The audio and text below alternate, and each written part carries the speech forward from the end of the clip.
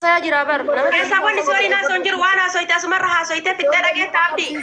La kwa media warra. Wana soita sumarra ta Aku soita. rabbi jada hi wajina dage fada yo kan simbira baya. Ayye. Abdi si kara gafi kan kona debi sundende so afan oromo si dubbade bar. Akka maal nagaa fattame? An gafi nan si gafadde.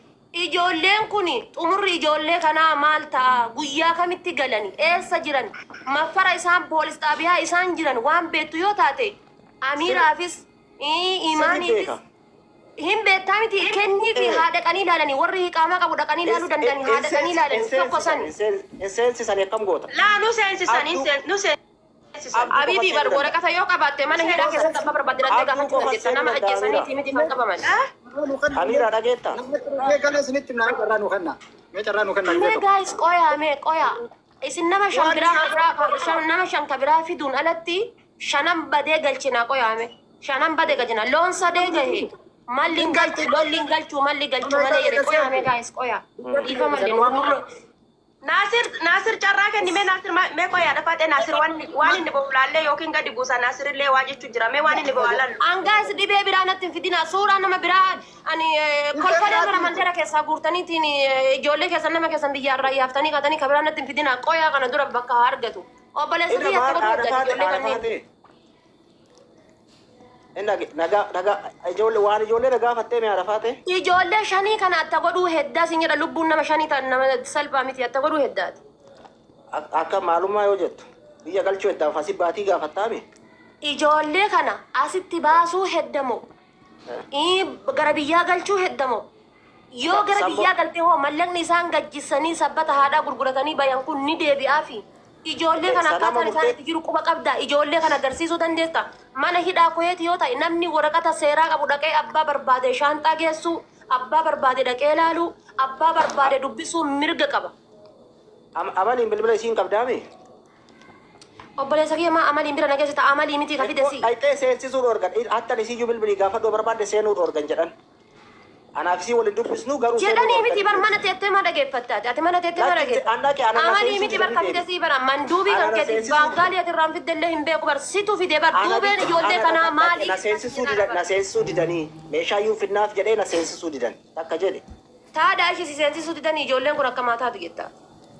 Wanni ta'ammoo ijoollee yoo danda'ame ejibbaanni boruu danda'amanii bayanii boruu bahuu baannaan akka gara biyyaa galchan xalayaa itti baasnee baasii irra namichaa wannaa geessu. Xalayaa geessanii baasa boora. Caccabsaan abduu qofa seenadha. Abduun kam inni meetu abduun nuu fida. Abduun ta'een sirraan kaasuu amma bilbila kanaayyuu giddiin makanaan argamu. Abduun maal inni dhageeffadha. Abduun maal qaba ijoollee kanarraa hadafaa Bismillahirrahmanirrahim. Shaytaan irrajiim. Annam afaan Oromoo haasawuun as keessa jira miti. Obboleessa kiyyaati maaliif wanno hoola garbuu jala kaayan taata Abdallaani. Ijoollee gaafa duraa maal abdattee fidde? Abduu abdattee fidde ati gaafa duraa? Ati ijoollee amaliin abdattee fidde moo abduu abdattee fidde moo baangaalii kana namni akkamitti dhufa? Ijoollee maal abdattee fidde? Namni yoo dhufu maal jedhee dhufa? Rakkoo kana namuuda sadee dhufa namni yoo dhufu. Ati maal abdattee isaan fiddee sin jedha bara? Ati maal abdattee isaan fiddee gaafa? Dalagaan hin jirrenni birrii fide dhageeffadhaa boosnitti himna nama achi dhaqee galillee qaama dhageeffadhu birrii fide dhageeffadhaa natti addasni baasa. Birrii fide miti obboleessa kiyya dhageetii. Dhageeffadhaa wayita biyyarraa haadha faatee dhaganii. dhageeffadhaan. Sawwaaqa motoraa ooftanii sawwaaqa makiinaa jaanii fidan ka fide eenyu maktabaa walii galanii fidan achitti ji'a 4 teessisaniitiniin iqaamaa isinii baafna jedhanii akka waan qormaanni jiru kuftan jedhanii nama biyyatti deebi'ee jira 500 kasaarree amma dhageeffadhu sitti amma ijoolleen hidhaa seentemi biyyatti deebiti ijoolleen dhageeffadha wanni jiru kana birrii ofii ka biyyarraa itti walii galtee dhufte funyaan qabdee birrii ofii gaafatu malee kammoo achiin galu jee badee deemee dalagatu amma nama akkasitti badee jira. Wallaahi rabbi kakadde abbaan feetan dhageeffadha abbaan feetan nakuma abbaan feetan na jedha. Hoolaan isinii mallaqatti kennitan malee isaa miti jechuudha. Maaliif jennaan namni tokko biyya Kuweetiin san keessatti seera yoo qabne siin garaagarummaan qabu. Kaafiyyuu biyya galee waraqata sirreeffatuuf qaanuunaan biyyaa galee isin harkisee biyyarraa isin baasee Suudaanitti isin kennee Suudaaniin akka barbaaddetti isinitti taphattii jechuudha. Obboleessa kiyya dhageeffadhu lubbuun ilma namaa nama shanii kun salphaa sitti hin fakkaatin. Laal salphaa sitti hin fakkaatin.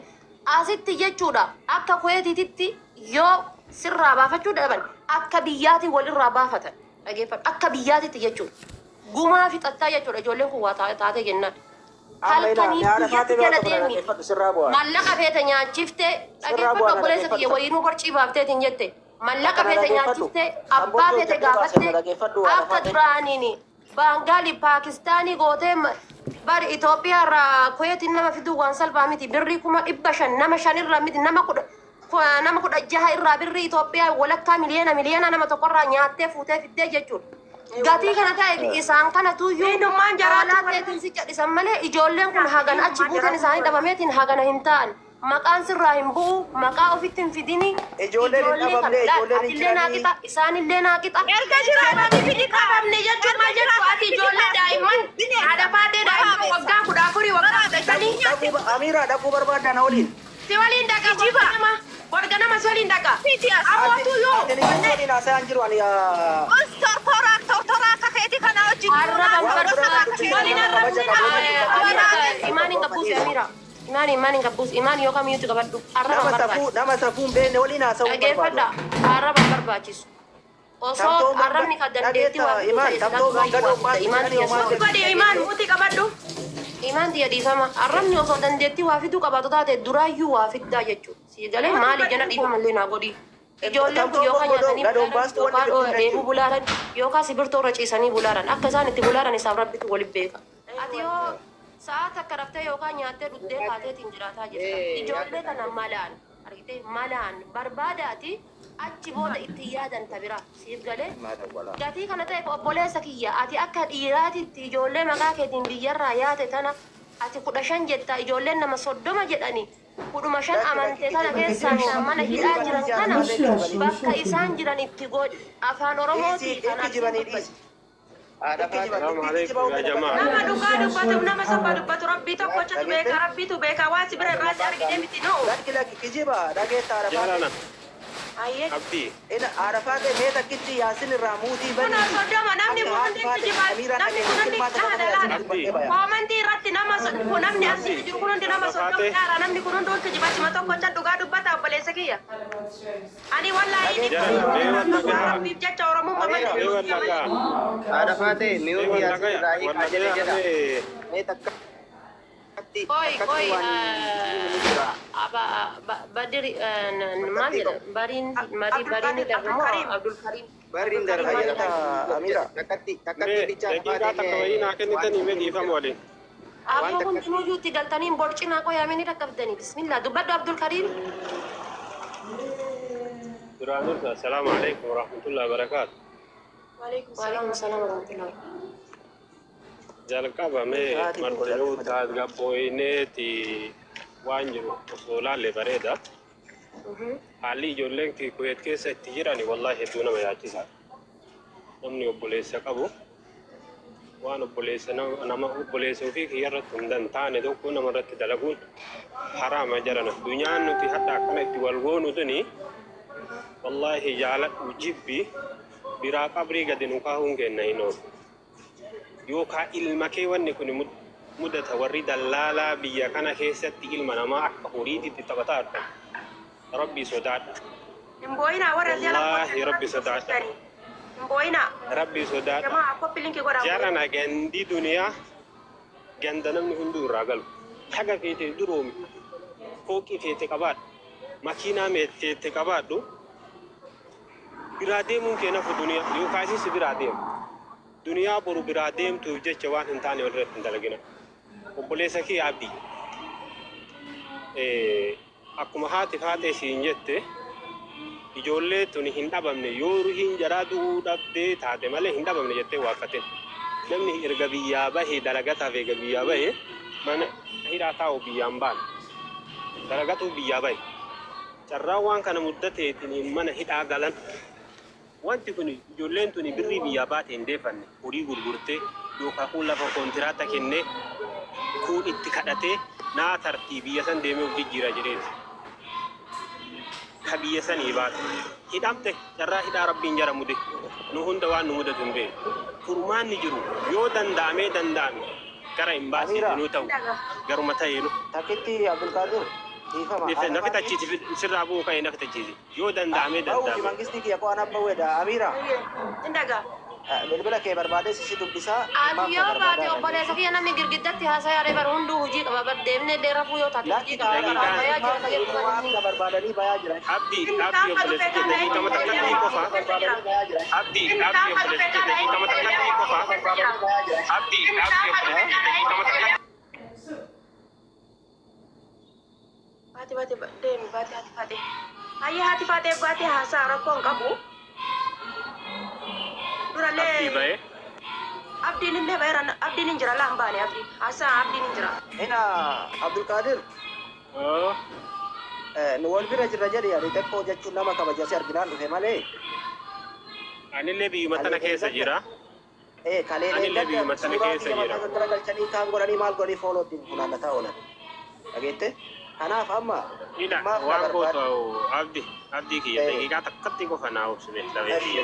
jedhe si dhagee. Fooloo ati fooloo ittiin na barbaadatan hin jedhin ganaa rabbiin si barbaadu jira yoo ati haqan dalayne fooloo wata akkasiin godhu yoo haqan dalayne yoo ati haqa dalayde ganaa jahannamni si barbaada ganaa zambii uummata kanaa takka takkaan sii deebi'u jira ka fooloo abbaan fedhetiin haa funaannatu abbaan fedhetii haa dhiisu ati ka fooloo irra daantaan kaayatiin wanni ati godhu qabdu anama ijoollee meena fitaje anama ijoollee hedduu as keessatti waan jarri keessa jiran birrii dhibbaa diidamaan ijoollee sa'a kudha jaha hojjetaa jirtu jira.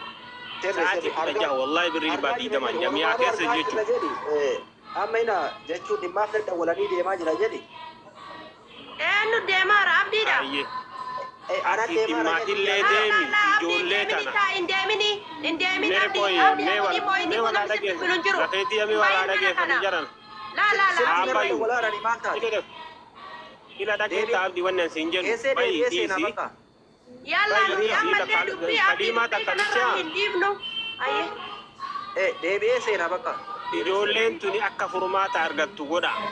Karaa baasiin illee ta'e karaa nama ta'e furmaata akka argattu godhaati. Waan kana walitti taphatina rabbi sodaadhaa isin jechuu barbaadaa galatuma assalaamu alaikum. Ayyee shi bakka. Ayyee ulfaadha. Bashir Sani.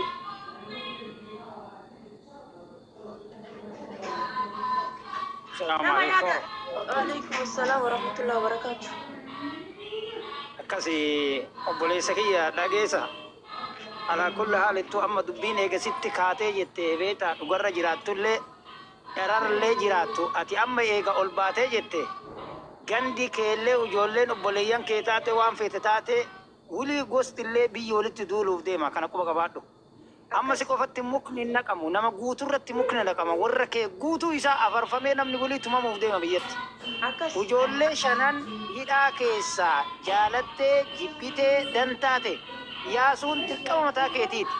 Amma Ijoolleen. eega ila ne xiqqoo daqiiqa nakke obboleettii carraa nakke ila ati ijoolleen obboleessa kiyya keessa jira maal jettee dubbii taabbaa haasa'uun kun sin baasu beeta ila wanta tokko beeki. Wilii waan ati biyyatti ijaaradhe hin qaba jette sirra gubuuf deemanii beekadhu kana gabaabsee sitti mala. Waxxeen ta'e wanti ati jaraattee fi akaawuntiin kee gara mootummaatiin saaxilamee kallattiidhaan sakattamuuf deemta afaan baniin akkana mallaa. Namni kasitti haasa'u haati faatee mata dureedha dubbatte obboleettiin ta'e narra barakaa isii haa godhu laal wanni ati jala sarartee beekuu qabaattu. Akaawuntii kee gara mootummaatiin hin sakatta'ama manni kee baadiyaa jiraannaan sirra gubata. Dhageeffadhu sitti hima namni ganda keetii durriyyeen hin tumti mataa isaanii keessa kana kuma qabaadhu. Atillee ni tumamta wili koyeetti san keessatti. Kanaaf ijoollee shanan lubbuu namaati baasi.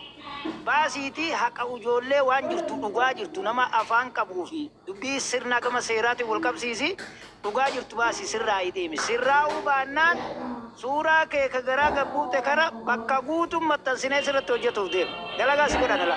Lubbuu namaati bara. Lubbuu namaati wallaahi billaahi dalagaa si godha rabbii kee kadhe amma shariin. Rabbi lama ta'e kakadhe. Haga ati hundeen kee jittutti dhugaan baatullee baate fasda bimaa tu'mar a'ridan al-jaahiliin. Taabni hin jiru. Shari'aa keessatti illee obboleessa kiyya si dhodhoof naasiin jedhe. Aalima gurguddaa irrallee hin geetta. Gama mootummaatillee biyyattillee ni sakattaamta qabeenya kee waliin Kokoyte keessatti illee warri sin dhiisu obboleettii teenna ol faadhu ati kana kan nu baafte inumaa garaa gabbuuftee kaatee dhaabattee taaksii bira afaan qabdanuu haasofta asin nafoo dhaabatte. Amma galwanni obboleessa kiyya Bashiir wanni inni haasa'e tokko achi fudhatama hin qabu. Ani Kuwait keessa jira. Okei, ani ijoolleen keenya waa ijallisi imaan walii haa kennu carraa yoo anaasisu imaan jallisi. Carraa walii kennina imaan. Innaa wanni inni amma haasa'e tokko achi waan fudhatama qabu miti. Inni ijoollee tana akka fideen ijoollee tana mana dhaatii baasuu qaba. Ijoolleen tun biyya gallaan inni illee biyya galuu qaba. Birri ijoollee sun achi kaffaltee dhufte sumunni takka osoo irraan qannasamin birri ijoollee sadii kaffaluu qaba. Galee hidhamuu qaba yookiin biyya kanatti hidhamee qaxxamuu qaba waggaan 20 itti faradamuu qaba. Ilaila wanni isiniin jedhu akaawwantii wanno fooloo funaanatuuf ilma haadha raawuu kan. Fooloo maal funaanatuuf lubbuu ilma namaa hidhatti shamu jiru kaafaan keessa dhiitanii ijoollee bishaan eelaa mana Appilinki sheer godhaa maa yaatan? Fooloo narraa funaanuu fooloo kee fooloo maaltu sirraa